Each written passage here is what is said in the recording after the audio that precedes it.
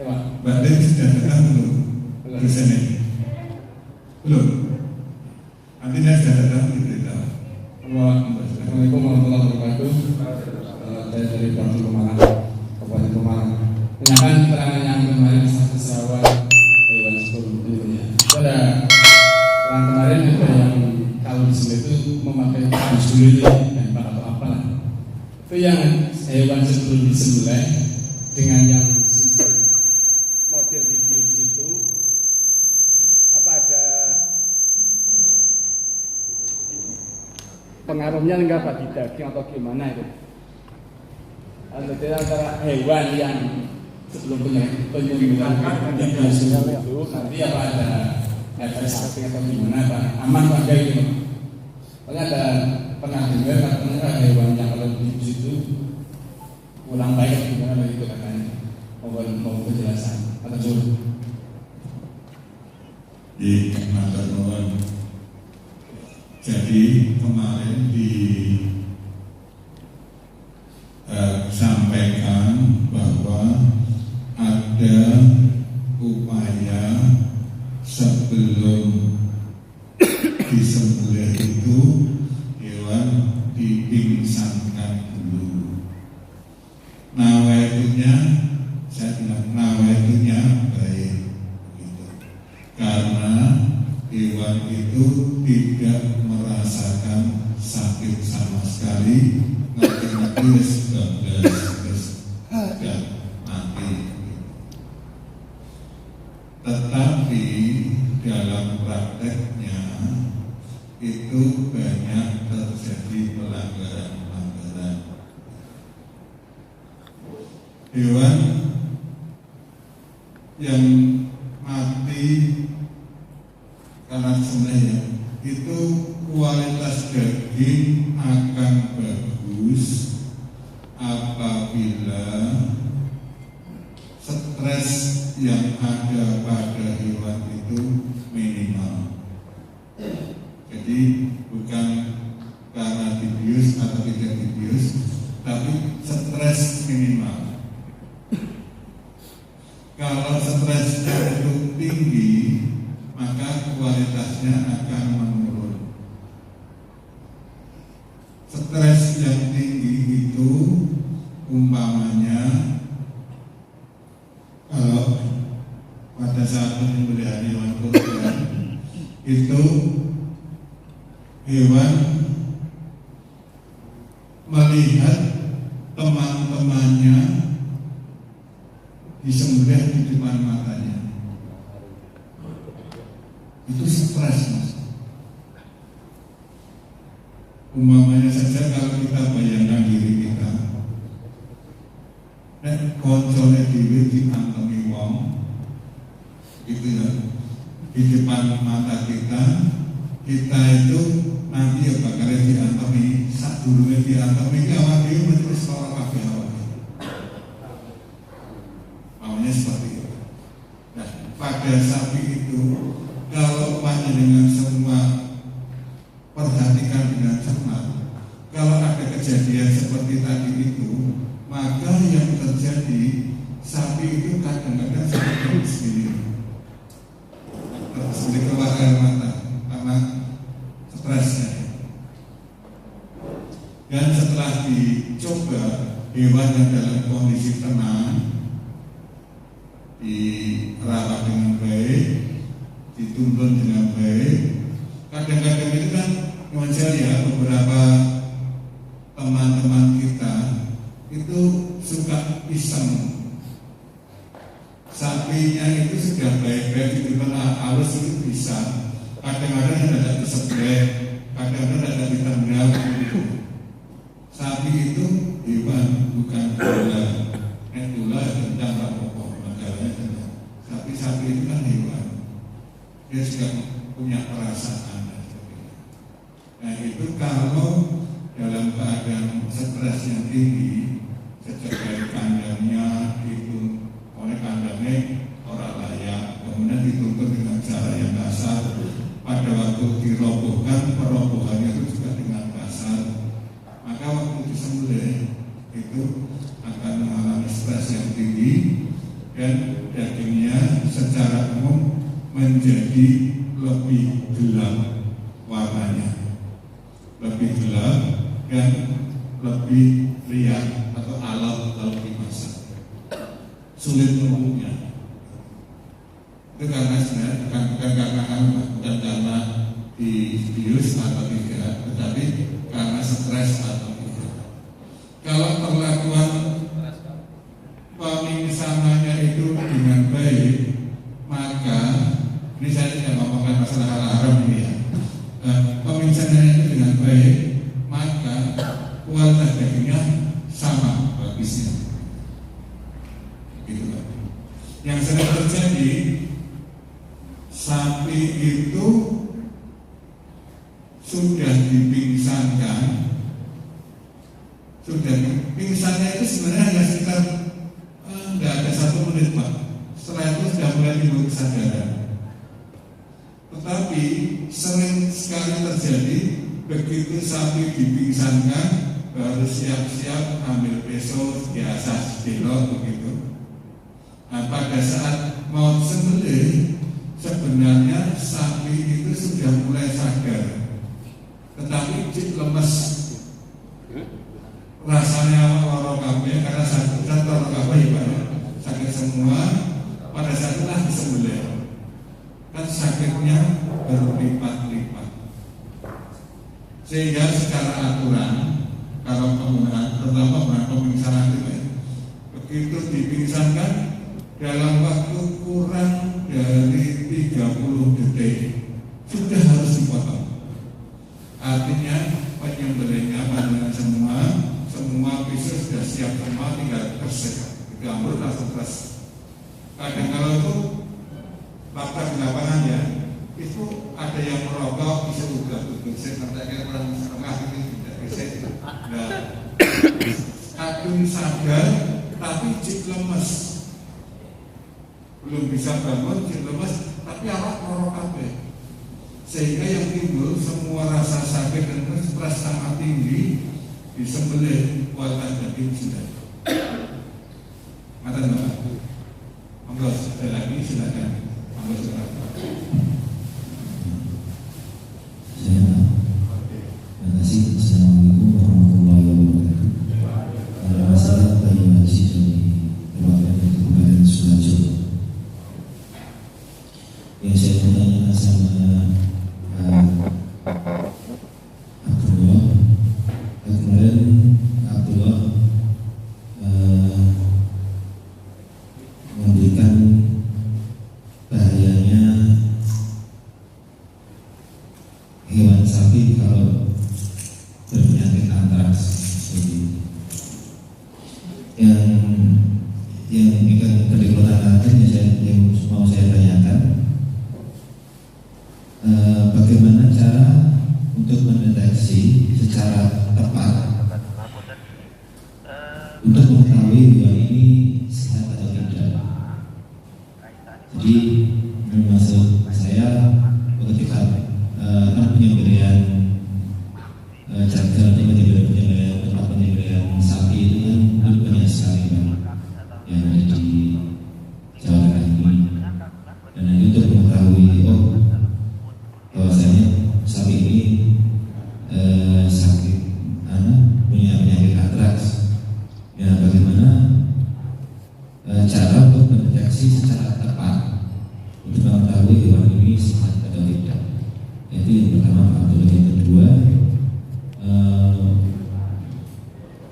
kalau tempat pemotongan unggas yang ada di wilayah Jawa Tengah ini yang metodenya ayamnya dipingsankan dulu, itu apakah ada? Itu dulu, terima kasih. Assalamualaikum warahmatullahi wabarakatuh. Waalaikumsalam warahmatullahi wabarakatuh. Yang pertama, ini untuk penyembelihan sapi yang ada di rumah potong hewan, Mas, dari Sukoharjo.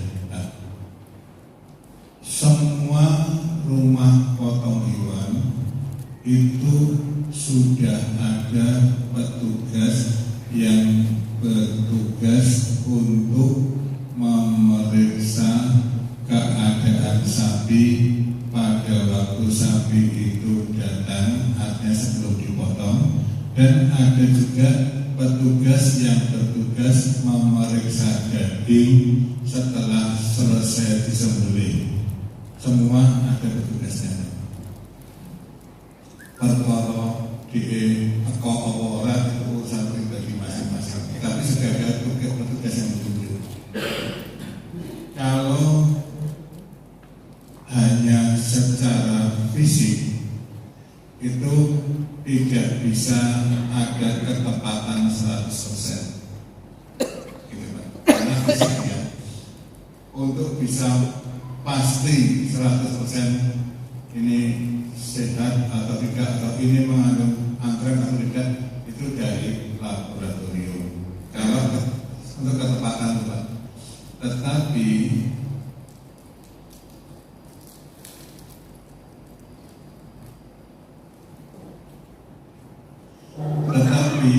untuk mengetahui ciri-ciri sapi yang sehat itu bisa panjenengan lihat.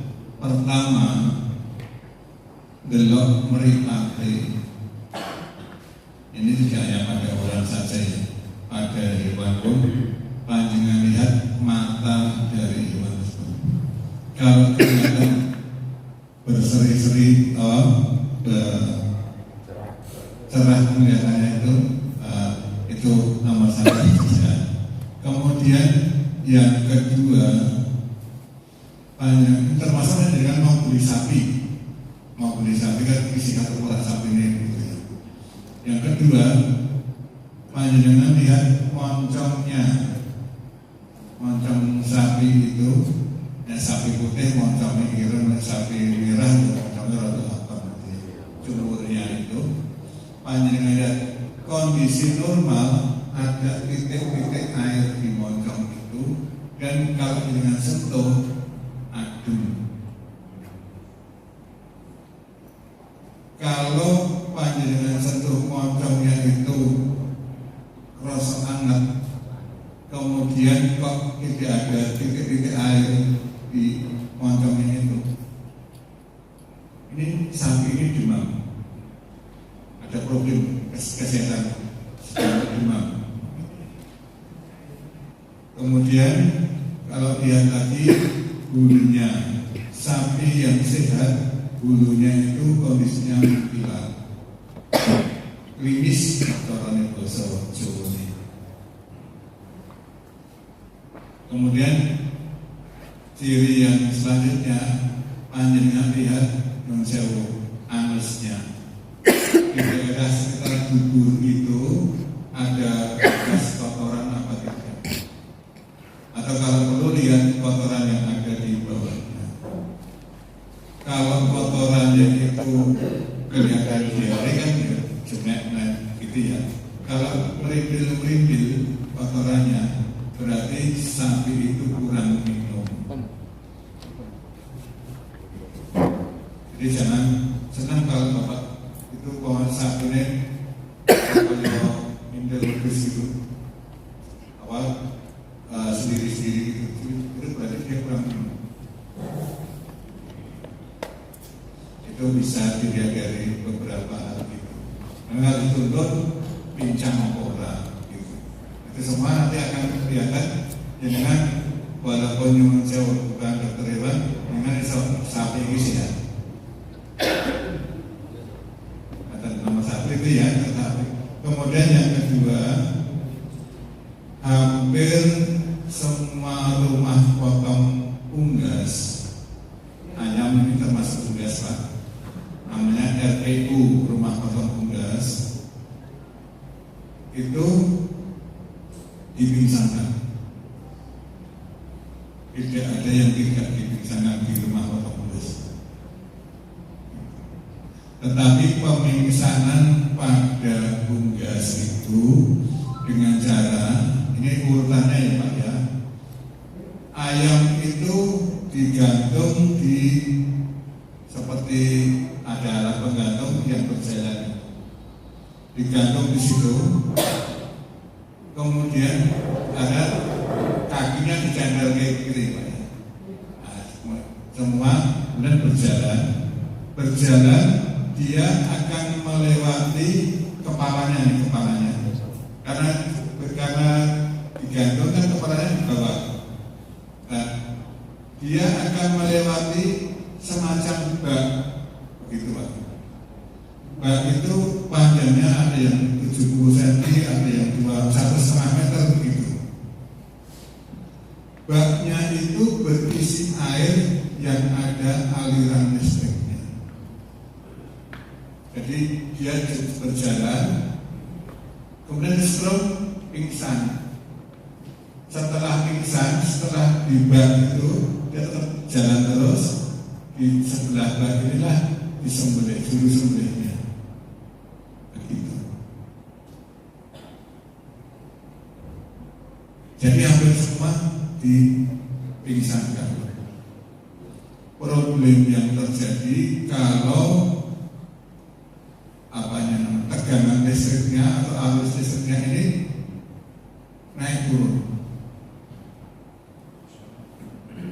Kalau naik turun itu penyebabnya macam-macam, ya bisa memang dayanya yang naik turun, bisa juga karena airnya menjadi kotor kena kadang-kadang kalau ayam digantung kan keluar dari tenggorokannya ya, itu seperti itu bisa mempengaruhi tegangan listriknya, sehingga air ini juga harus karena selalu mengalir gitu, supaya tetap bersih terus. Salah satu upayanya supaya tegangan listriknya tetap stabil gitu. Kalau kita ngecek itu setelah di setrol itu tidak disembelih tapi diambil BKK. Nanti beberapa saat kemudian kalau memang hanya pingsan, maka dia akan siuman bangun gitu. Tapi kalau dia bablas mati ya berarti sakaratul maut begitu. Jadi kalau tidak berhati-hati, tidak cek yang sangat ketat di situ, itu ayam yang disembelih ayam dalam kondisi sakaratul maut, belum mati belum. Karena begitu keluar dari perut sembelih gitu. Nah, hukumnya itu orang yang akhirnya ayam sakaratul maut. Ini masalah fikih aku rawani ngomong baru bapak-bapak semua Pak Yai saya. Tapi ini permasalahan yang harus kita cermati. Termasuk dalam pengawasan di sini kita mengharuskan kalau mau unit usaha tersebut dapat sertifikat izin sanitasi yang baik, kami mengharuskan ada supervisor yang memastikan bahwa ayam yang disetrum tadi ayam yang hanya pingsan, bukan ayam yang sakaratul maut. Harus ada cek di sini. Sampun Mas sekarang ada lagi Mas Dada. Ya yang sudah nih. Semua RPU kan ada Budiana ada yang di Sukaharjo itu berdikari ya dia berdikari sama Union ada di di Sukaharjo ada alamatnya nggak apa lagi. Nanti kalau mau tanya alamatnya tanya ke Budiana nanti, dia alamatnya ada semua yang di Sukaharjo. Saya naik alamat satu persatu tidak apa. Monggo. Assalamualaikum warahmatullahi wabarakatuh. Nama saya Pak Sudiri, Wakil Sekjen Semarang. Yang saya tanyakan, setelah Bintek Juliha ini, di samping kita mendapatkan ilmu, praktek, bahkan nanti katanya mendapatkan alat sendiri. Setelah pasca Bintek Juliha ini, manfaat kita itu apa? Karena mayoritas kita tidak berkecimpung di RPH. Artinya nyembelih ini benda kayak butuh korban atau mungkin tenaga yang biasa. Nah, untuk kesinambungan setelah bimbingan teknik penyembelihan ini, ketika kita makin sudah kembali ke masing-masing kabupaten, ini tidak lanjuti pun menonton. Artinya ada manfaat seterusnya pembuatan cekat di jaga namanya kayak di Jawa Nyembelih toko atau itu besar kita. Oke, namun itu apa mungkin nanti ada kelanjutannya menjadi tutor atau mungkin digunakan di RPH kabupaten untuk penyembelihan atau bagaimana. Nopo hanya cukup mendapatkan ilmunya saja sama dikasih fasilitas yang berupa alat ini kemauan kok. Oke, matur suwun. Assalamualaikum warahmatullahi wabarakatuh. Dari mana? Dari Jepang. Jepang. Matur nuwun. Nanti tanyanya ke Pak Rasimin yang dari Basnas. Saya di sini ini hanya ketempatan. Dinas Peternakan dan Kesehatan Hewan ini statusnya itu kami punya tempat dipinjami tempat.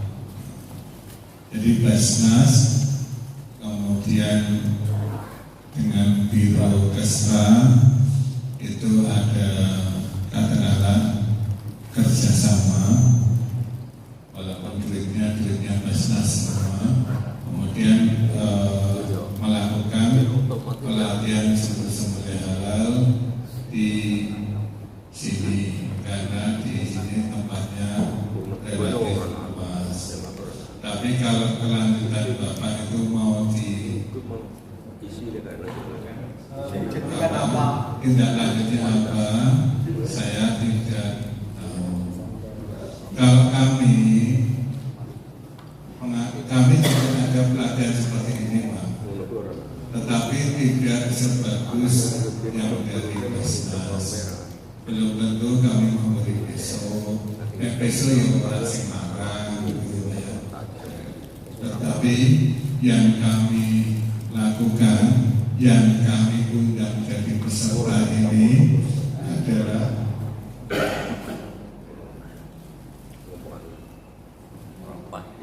karyawan atau ya terutama dari para pedagang ayam.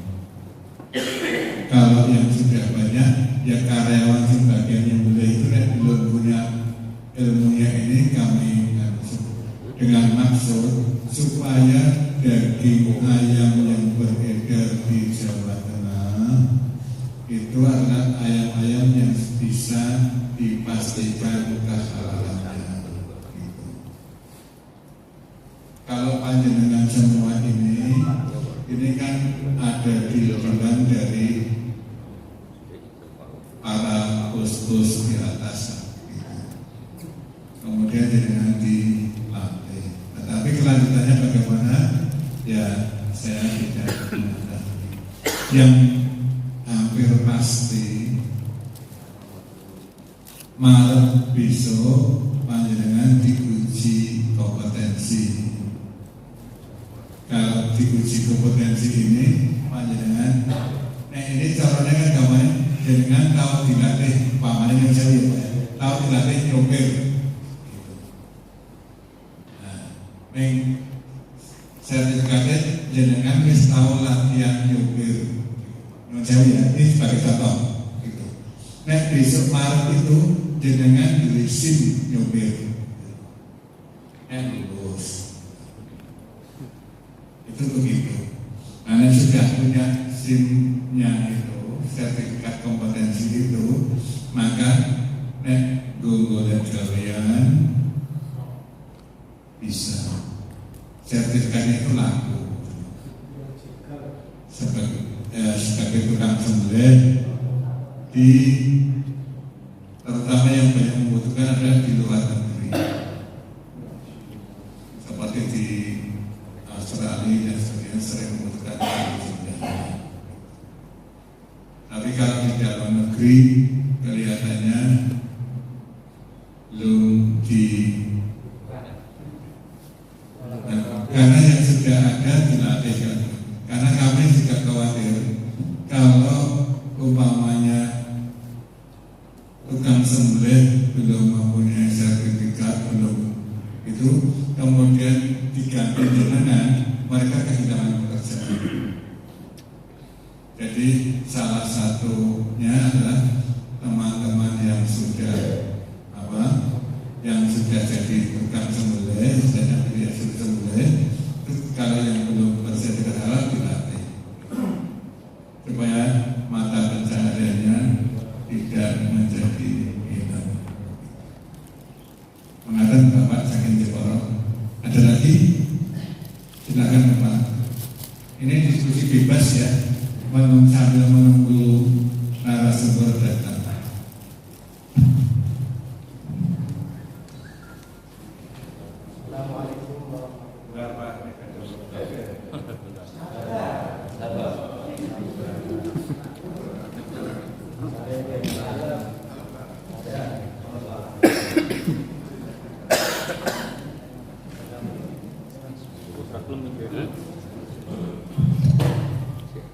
Assalamualaikum warahmatullahi wabarakatuh. Nama saya Muhammad Habib dari Kabupaten Tegal. Yang akan saya tanyakan tadi Bapak bilang mengenai pemotongan unggas itu disetrum dulu. Saya kira untuk semacam unggas seperti ayam putih itu dari syarat untuk menyembelih itu si hewan itu secara agama, secara syarat itu harus hayatul mustaqirah, yaitu artinya seandainya hidupnya setelah disetrum itu dibiarkan hidup 1 hari 1 malam itu dia itu akan tetap hidup. Sedangkan kalau ayam putih itu kalau nggak usah disetrum itu 5 menit saja sudah mati. Dan untuk mendeteksi bahwa itu hayatul mustaqirah atau hayatul mustamirah, kalau hayatul mustamirah itu justru unggas itu jadi tidak halal Pak. Misalkan unggas itu disetrum terus biarkan 5 menit setengah mati, nah itu jadi pakai semua baru habis itu kita sebenarnya. Nah, usulan saya Pak, bagaimana kalau nggak usah disetrum aja Pak?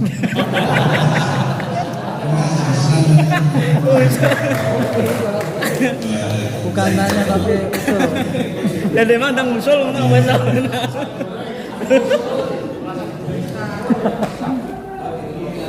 Usulan ini baik, jangan diguyu ya, karena Pak Muhammad Taufik, Pak Muhammad Habib itu berarti kan kepengen hati-hati banget, ada kepastian yang disembelih itu bisa disembelih dengan benar dan hasilnya halal, kan begitu ya Pak ya. Nah, ini untuk disembelih kalau di Tegal itu ada rumah potong unggas dekat Semai itu jenenge apa ya? Sahabat Pangan kalau itu. Kemudian di Pemalang juga ada. Nah, itu kapasitasnya itu 1 jam 6.000 pitik. Jangan bayangkan 1 jam 6.000. Iku nek pitike ora disetrum, nyekol pitike wis artinya butuh banyak sekali orang. Saat ini saya tidak ngomong hal-hal saja Pak, tapi ngomong problematika yang ada dalam hal penyembelihan. Saat ini harga ayam di kita itu sedang sangat bersaing dengan ayam dari luar negeri. Ayam dari luar negeri itu maksudnya daging ayam. Ini bisa diimpor sampai ke Indonesia itu jauh lebih murah dari harga ayam yang ada di Indonesia. Kalau itu harganya jauh lebih murah, otomatis yang beternak ayam di Indonesia ini akan kalah bersaing, gitu? Karena murah yang di luar negeri. Kalau konsumen tidak urusan, tapi bagi peternak semua akan kehilangan mata pencahariannya. Ini saya jalan begini. Semua akan kehilangan jalan mata pencahariannya karena nek wis didol regane ora iso bersaing. Nek regane ben iso bersaing rugi gitu. Sehingga kan akan saling berguguran, akan jatuh berguguran dan akhirnya menjadi bangkrut semua, kehilangan mata pencaharian. Maka salah satunya juga diambil langkah bagaimana agar lebih efisien. Nah, agar bisa lebih efisien itu tadi kalau satu ekor satu orang itu sak jam itu paling misalnya kalau kilo kan sedikit sekali. Nah, artinya nanti kan ongkosnya itu jadi mahal nggak bisa bersaing. Ini salah satu problematika begitu, sehingga sudah didiskusikan dengan termasuk BPOM dan segalanya itu bisa dengan cara disetrum, tetapi gitu Pak, ada syarat-syarat yang berlaku gitu Pak. Maka yang harus kita pastikan ada pengawasan di situ agar syarat-syarat yang berlaku tadi tetap dijalankan sesuai aturan yang ada. Tadi makanya jangan sampai ada yang disetrum itu kebablasan mati. Caranya ada dikontrol tegangan listriknya, lama berjalannya ini. Karena relnya itu berjalan, ayamnya nggak berjalan ya. Nah, artinya kalau lama berjalannya ini sudah ditentukan kepalanya ke celup air yang mengandung setrum tadi, itulah yang ada waktu-waktu tertentu yang bisa dipastikan setelah selesai dari jalur itu ayamnya itu hanya pingsan, bukan ayam yang menuju mati. Begitu Bapak. Dan itu kalau nanti didiamkan itu bisa bangun lagi begitu. Itu ada yang ngecek Pak setiap bulan begitu. Memang kalau pengen lebih berhati-hati ya kita nek pengen dari ayam biar tubuh kita urip boleh dimasak. Kepengen makan daging kambing